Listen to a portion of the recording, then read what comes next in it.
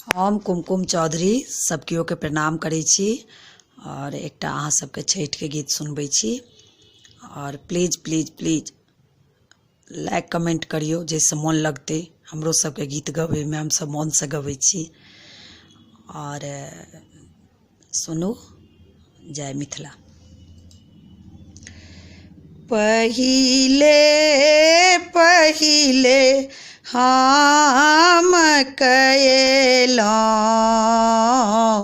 छठी मैया बरत तोहार, छठी मैया बरत तोहार। पहिले पहिले हम कएलहुँ छठी मैया बरत तोहार, छठी मैया बरत तोहार। करिहा क्षमा छठी मैया, भूल चूक गलती हमार, भूल चूक गलती हमार।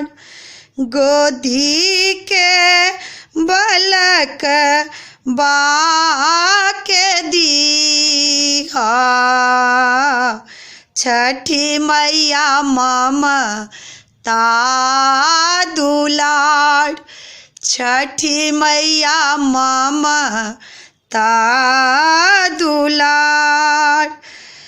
हर छठ पिया के सनहिया बनैहा, दीहा सुख और सार, मैया दीहा सुख और सार।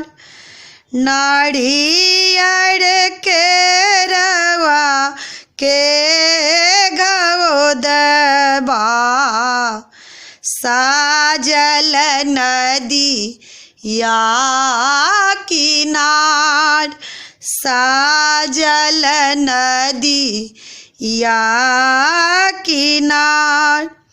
सुनिहा अरजी छठी मैया, बड़े कुल परिवार, बड़े कुल परिवार। घाट सजा ओल मनोहर, मैया तोरा भगती अपार, मैया तोरा भगती अपार। लीन अरजी या है मैया, दीही आशीष हजार, दीही आशीष हजार। पहिने पहिले छठी व्रत हम कएलहुँ, छठी मैया बरत तोहार। पहिले पहिले हम कएलहुँ छठी मैया बरत तोहार, छठी मैया बरत तोहार।